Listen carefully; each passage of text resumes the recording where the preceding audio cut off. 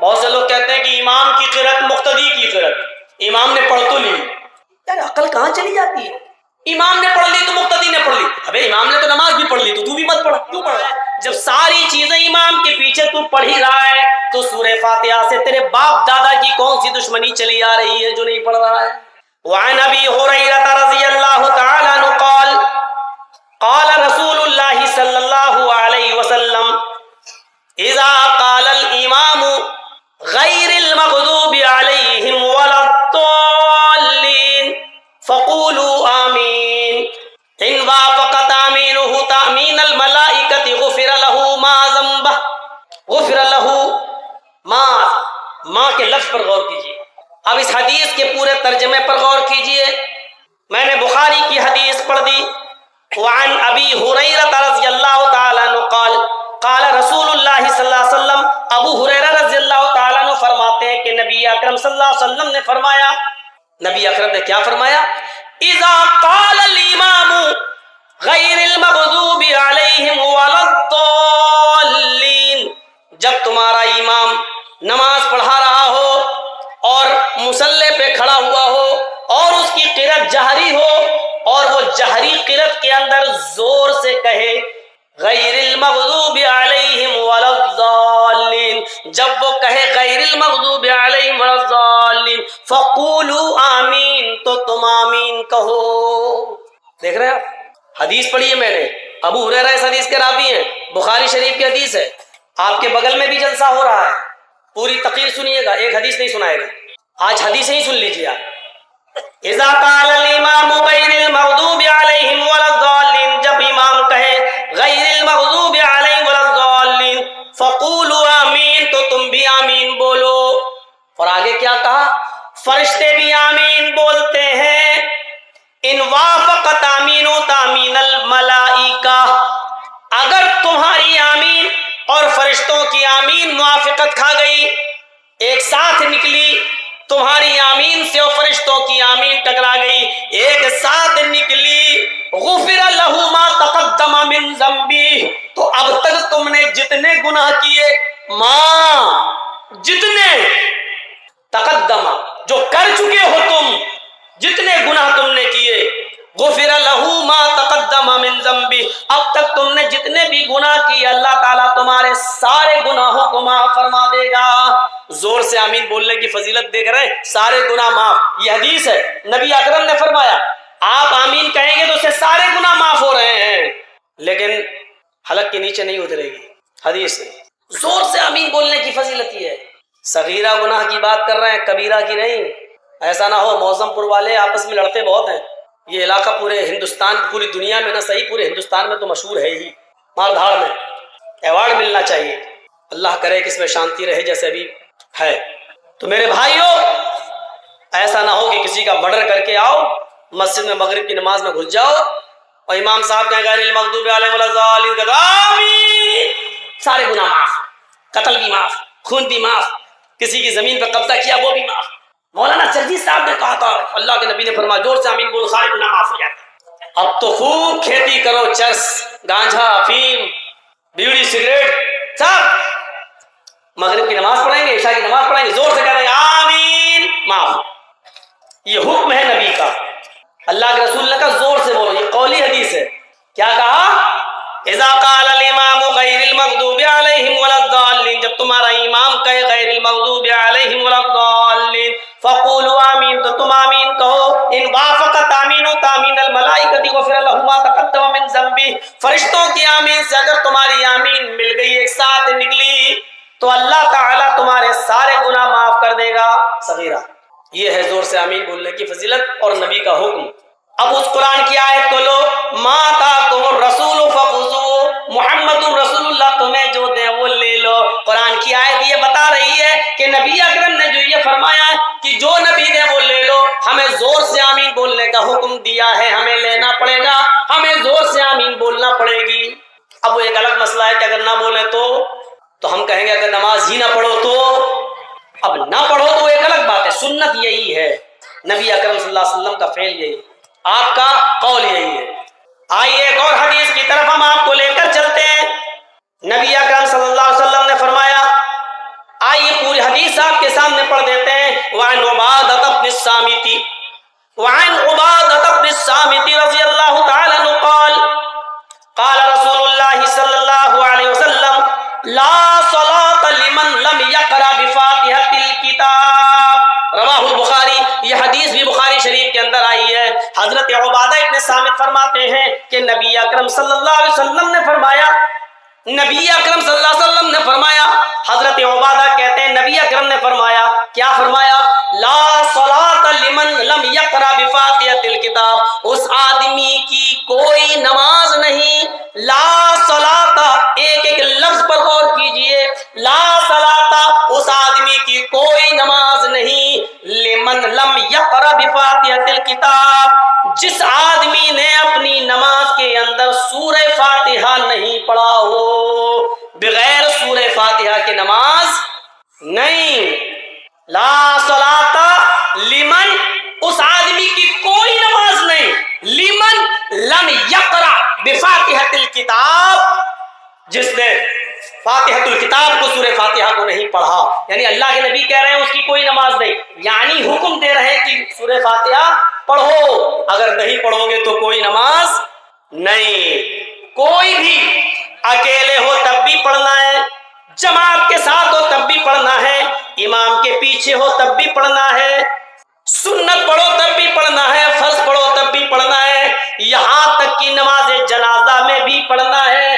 لا صلاۃ کہہ کر یہ بتا دیا کہ کوئی بھی نماز نہیں جب تک کہ سورہ فاتحہ نہ پڑھی جائے. پڑھنا پڑے گا. اور سوچو تو صحیح، بہت سے لوگ کہتے ہیں کہ امام کی قرأت مقتدی کی قرأت، امام نے پڑھ تو لی. یار عقل کہاں چلی جاتی ہے؟ امام نے پڑھ لی تو مقتدی نے پڑھ لی. ابے امام نے تو نماز بھی پڑھ لی تو بھی مت پڑھ، کیوں پڑھ رہا؟ امام نے تو سبحان ربی العظیم بھی پڑھ لی، سبحان ربی الاعلیٰ بھی پڑھ لیا، پھر تو کیوں پڑھ رہا ہے؟ اگر امام سبحانک اللہم و بحمدک پڑھ رہا ہے اور تو امام کے پیچھے سبحانک اللہم و بحمدک پڑھ رہا ہے، امام سبحان ربی العظیم کہہ رہا ہے تو بھی سبحان ربی العظیم کہہ رہا ہے، امام ربنا لک الحمد کہتا ہے تو بھی ربنا لک الحمد کہہ رہا ہے، امام سبحان ربی الاعلیٰ کہہ رہا ہے تو بھی سبحان ربی الاعلیٰ کہہ رہا ہے، امام التحیات پڑھ رہا ہے تو بھی التحیات پڑھ رہا ہے، امام درود شریف پڑھ رہا ہے تو بھی درود شریف پڑھ رہا ہے، امام اللہم انی ظلمت نفسی پڑھ رہا ہے تو بھی اللہم انی ظلمت نفسی پڑھ رہا ہے. جب ساری چیزیں امام کے پیچھے تو پڑھ ہی رہا ہے تو سورہ فاتحہ سے تیرے باپ دادا کی کون سی دشمنی چلی آ رہی ہے جو نہیں پڑھ رہا ہے؟ پھر اس سے بیر کیوں؟ پھر اس سے دشمنی کیوں؟ یہ حکم ہے نبی کا، جو کہا وہ لے لو. میں نے کہا تھا نا کہ اس کی تین شکلیں ہو سکتی ہیں، یا تو کہا ہوگا یا کر کے دکھایا ہوگا وہ بھی سنت، یا پھر نہ کہا نہ کر کے دکھایا لیکن کسی کو کرتے ہوئے دیکھا تو آپ نے اس کو منع نہیں کیا تو وہ بھی جائز، وہ بھی ٹھیک، وہ بھی سنت. دو حدیثیں آپ کے سامنے رکھ دیں. یہ ہے قول نبی کا حکم. پہلی حدیث میں حکم کیا ہے؟ امام ولا الضالین زور سے کہے تو تم بھی کہو، زور سے کہو آمین، اور ایسا کرنے سے گناہ معاف ہوتے. دوسری ہم نے نبی اکرم کی قولی حدیث سنائی، کیا ہے وہ قول؟ سورہ فاتحہ پڑھو، کیونکہ بغیر سورہ فاتحہ کے نماز نہیں. آئیے ایک عمل دیکھ لیتے ہیں. عمل کیا ہے سنیے. وعن طلحة بن عبد الله بن عوف رضی اللہ تعالی عنہ قال صلیت خلف ابن عباس رضی اللہ عنہما على جنازة فقرأ بفاتحة الكتاب قال لتعلموا انها سنة. رواہ البخاری فی کتاب الجنائز. یہ حدیث بھی بخاری شریف کتاب الجنائز کی. ترجمے پر غور کرو.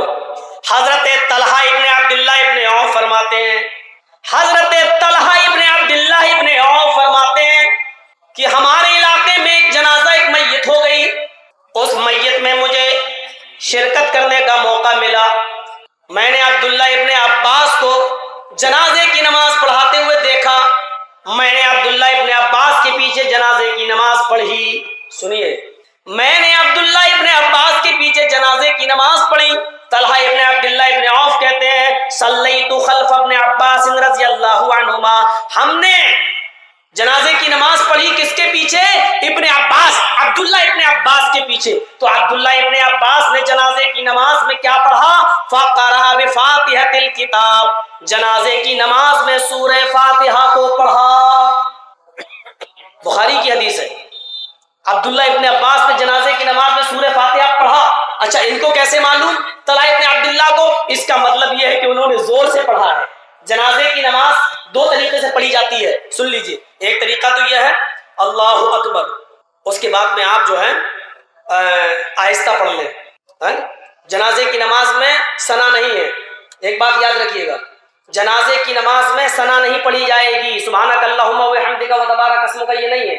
اللہ اکبر, الحمدللہ رب العالمین الرحمن الرحیم مالک یوم الدین ایاک نعبد و ایاک نستعین اهدنا الصراط المستقیم صراط الذین انعمت علیہم غیر المغضوب علیہم ولا الضالین. یہ سورہ فاتحہ. اس کے بعد ایک سورت اور, کوئی بھی آپ اس کو پڑھیں گے. اس کی دو شکلیں, یا تو آپ آہستہ پڑھیں یا زور سے پڑھیں, دونوں جائز ہیں, دونوں جائز ہیں. لیکن یہاں جو شکل بتائی ہے طلحہ ابن عبداللہ نے, وہ کیا بتائی ہے کہ میں نے ان کے پیچھے پڑھی تو عبداللہ ابن عباس نے سورہ فاتحہ کو پڑھا. تو ان کو کیسے معلوم کہ سورہ فاتحہ پڑھا؟ ان کو تبھی معلوم ہوا ہے جب انہوں نے زور سے پڑھا ہوگا. جب زور سے پڑھا تو ان کو معلوم. صلیت خلف ابن عباس رضی اللہ عنہما علی جنازۃ فقرأ بفاتحۃ الکتاب, تو انہوں نے سورہ فاتحہ کو زور سے پڑھا. جب نماز پڑھا کر فارغ ہوئے, جنازہ پڑھا کر فارغ ہوئے, تو سب ایک دوسرے کا چہرہ دیکھنے لگے. مطلب ان کے علاقے میں آہستہ پڑھی جاتی تھی, اس گاؤں میں آہستہ پڑھنے کا رواج تھا. اللہ اکبر, آہستہ پڑھ لیا, ساری دعائیں آہستہ پڑھنے کا رواج تھا. لیکن عبداللہ ابن عباس نے آج جو پڑھائی اس گاؤں میں, تو انہوں نے زور سے پڑھا دی, تو ایک دوسرے کا منہ دیکھنے لگے. تو حضرت عبداللہ ابن عباس سمجھ گئے شاید ان کو یہ کوئی نئی چیز نظر آ رہی ہے, ان کے گاؤں میں ایسا نہیں ہوا. تو کیا فرمایا, قال, میں نے جان بوجھ کر زور سے سورہ فاتحہ کو پڑھا ہے, لتعلموا, تاکہ تم کو معلوم ہو جائے, لتعلموا, تاکہ تم جان جاؤ, لتعلموا, تاکہ تمہیں علم ہو جائے, انہا سنتن, اس زور سے پڑھنا بھی سنت ہے.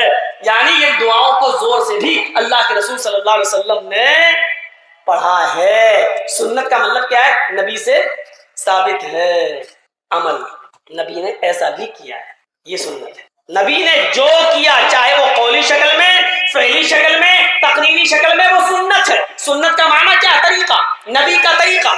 سنت کہتے ہی طریقے کو ہے. اللہ کے نبی فرماتے ہیں وعن انس رضی اللہ تعالی عنہ قال قال رسول اللہ صلی اللہ علیہ وسلم النکاح من سنتی فمن رغب عن سنتی فلیس منی. النکاح من سنتی الگ ہے, فمن رغب عن سنتی فلیس منی یہ دوسری حدیث کا ایک ٹکڑا ہے. سنیے, النکاح من سنتی, حضرت انس فرماتے ہیں کہ اللہ کے نبی نے فرمایا النکاح من سنتی, نکاح میری سنت ہے. دیکھیے طریقہ, طریقہ. اچھا, جتنا دیں اور جو دیں, یہ بات یہاں سے نکلی تھی, جو دیں وہ لے لو اور جتنا. اللہ اکبر کہنے کے بعد سب سے پہلی دعا, اللہم باعد بینی و بین خطایای کما باعدت بین المشرق والمغرب. یہ دعا بخاری کے اندر آئی ہے. ہم کیا دعا پڑھ رہے ہیں؟ سبحانک اللہم و بحمدک و تبارک اسمک و تعالی جدک و لا الہ غیرک.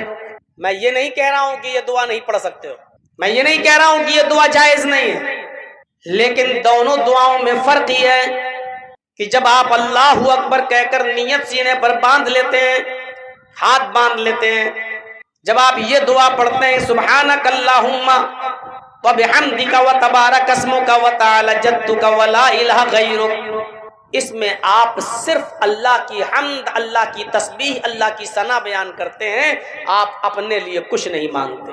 اللہ اکبر, سبحانک اللہم و بحمدک و تبارک اسمک و تعالی جدک و لا الہ غیرک. پوری دعا میں آپ نے اپنے لیے کچھ نہیں مانگا. اور وہ دعا جو اللہ کے نبی نے ہمیں بتائی, جو امام بخاری نقل کرتے ہیں, بخاری شریف کی حدیث کے اندر وہ دعا ہے جو اللہ کے نبی پڑھا کرتے تھے. وہ دعا کیا ہے؟ اللہم باعد بینی و بین خطایای کما باعدت بین المشرق والمغرب اللہم نقنی من الخطایا کما ینقی الثوب الابیض من الدنس. تھوڑی سی بڑی دعا ہے لیکن یاد کریے, اس میں آپ اپنے رب سے اپنے لیے دعا مانگ رہے ہیں, مغفرت مانگ رہے ہیں.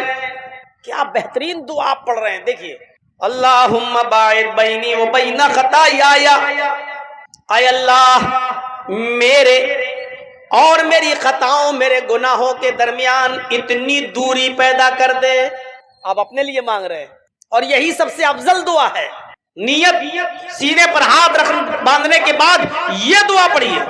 بہتر ہے کہ اگر موقع ہو تو دونوں پڑھ لیجئے, اللہم باعد بینی و بین خطایا، اے اللہ میرے اور میرے گناہوں کے درمیان اتنی دوری پیدا کر دے، کما بعدت بین المشرق والمغرب، جتنی دوری تو نے مشرق اور مغرب کے درمیان، جتنی دوری تو نے پورب اور پشچم کے درمیان، جتنی دوری تو نے ایسٹ اور ویسٹ کے درمیان رکھی ہے، اے اللہ میرے اور میرے گناہوں کے درمیان بھی اتنی دوری پیدا کر دے۔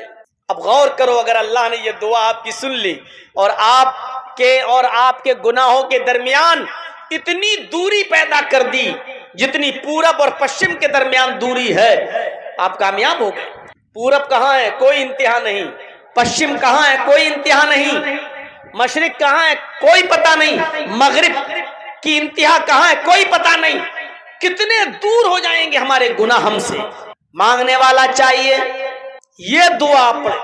آپ اپنے لیے مانگ رہے ہیں اللہ سے، اللہم نقنی من الخطایا کما ینقی الثوب الابیض من الدنس، اے اللہ میری خطاؤں کو اور میرے گناہوں کو اس طرح دھو دے، اس طرح صاف کر دے جیسے سفید کپڑا جب گندگی سے اور میل و کچیل سے صاف ہو جاتا ہے۔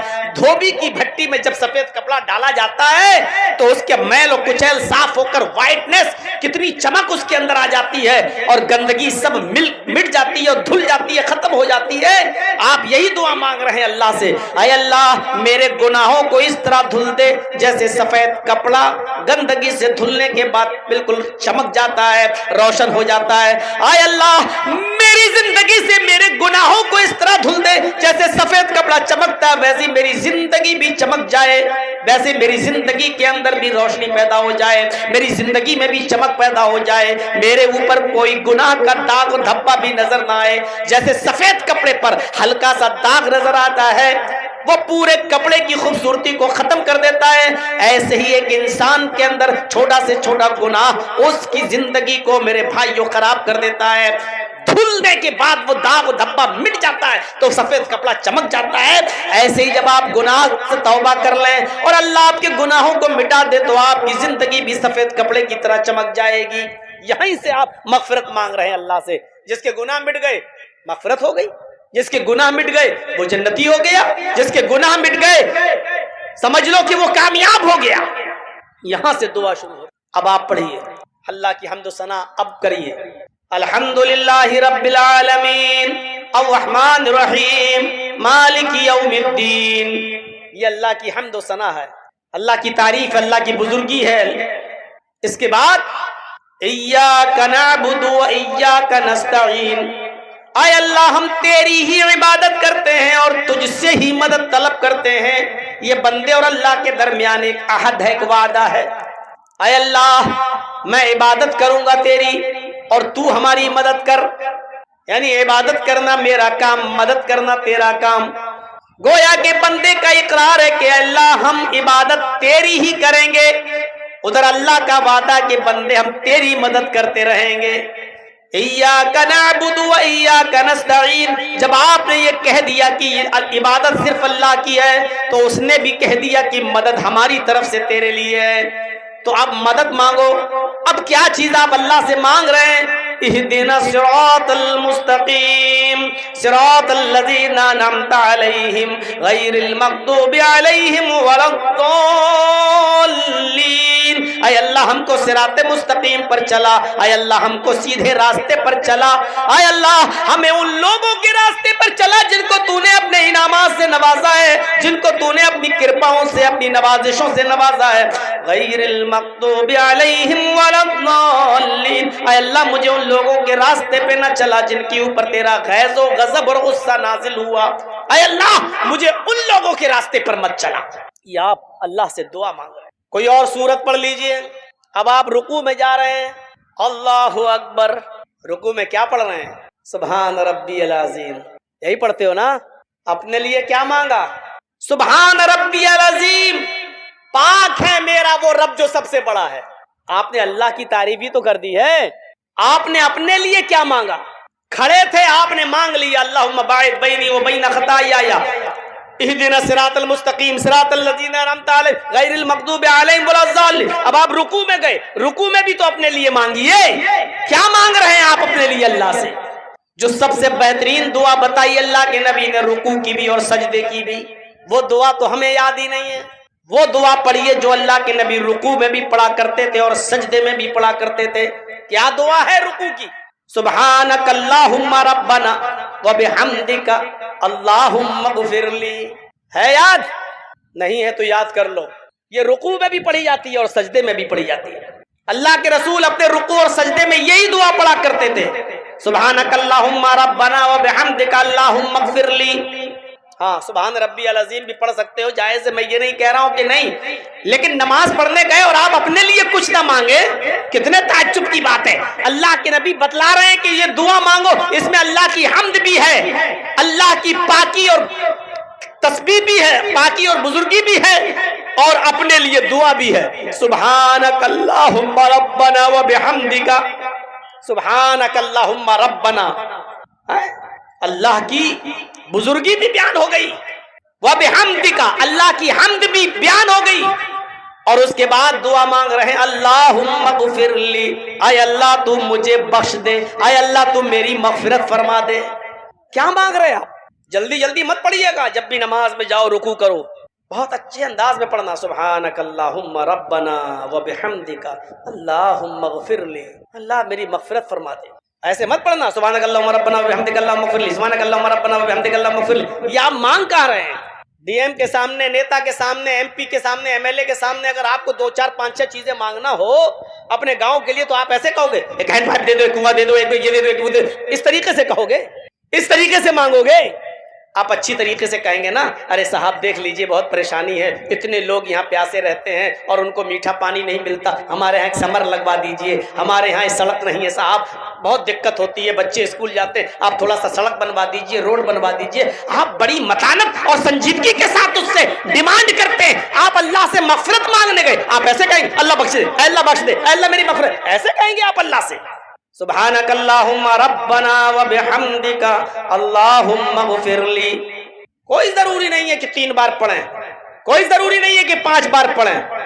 اگر آپ اس دعا کو پڑھ رہے ہیں اور امام صاحب 3 بار سبحان ربی العظیم، سبحان ربی العظیم، سبحان ربی العظیم کہہ کے اٹھ گئے اور آپ کی یہ دعا ایک ہی بار ہوئی تو کافی ہے، آپ 1 بار بھی کہہ کے اٹھ سکتے ہیں۔ بہتر یہ ہے کہ آپ 3 بار پڑھیں، اور 3 بار کے بعد جتنا ہو سکے، اگر آپ اکیلے نماز پڑھ رہے ہیں تو پھر جتنا مانگ سکتے ہو مانگو، 4 بار، 5 بار، 6 بار، 7 بار، 8 بار، 9 بار، کوئی گنتی نہیں، 3 5 7 9 11۔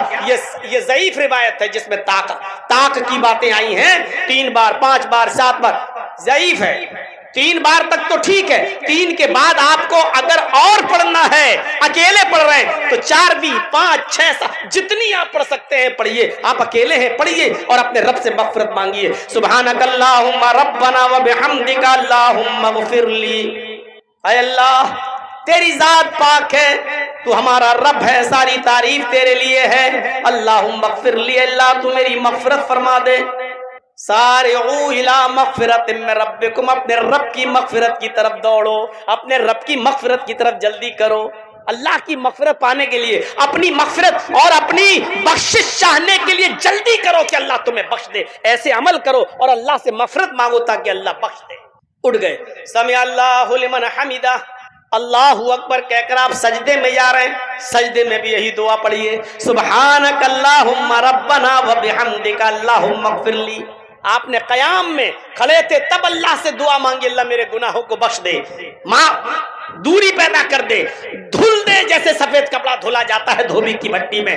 رکوع میں گئے تو آپ نے اللہ سے مانگا اللہ مجھے بخش دے۔ اب آپ سجدے میں گئے، اللہ سے سب سے زیادہ قریب ہیں آپ، زمین، آپ کا سر زمین کے اوپر ہے، پیشانی زمین کے اوپر ہے، ناک زمین کے اوپر رگڑ رہے ہیں، اس موقع پر آپ اللہ سے یہی دعا کری، اللہ تو مجھے بخش دے، سبحانک اللہم ربنا وبحمدک اللہم اغفر لی، سبحانک اللہم ربنا وبحمدک اللہم اغفر لی، سبحانک اللہم ربنا وبحمدک اللہم اغفر لی۔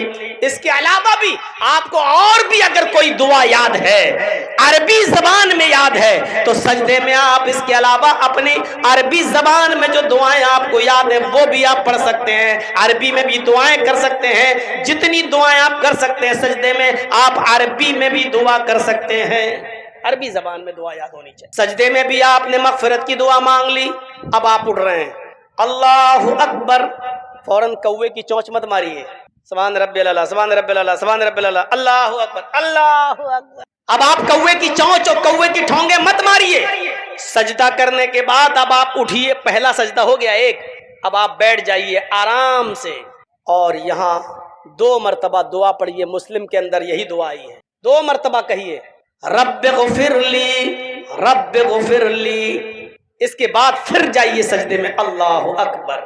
اب آپ پہلا سجدہ کر کے اٹھے، اب آپ دوسرے سجدے میں جانے سے پہلے آپ پھر مغفرت مانگ رہے ہیں، رب اغفر لی، رب اغفر لی، اے اللہ تو مجھے بخش دے، اے اللہ تو مجھے بخش دے۔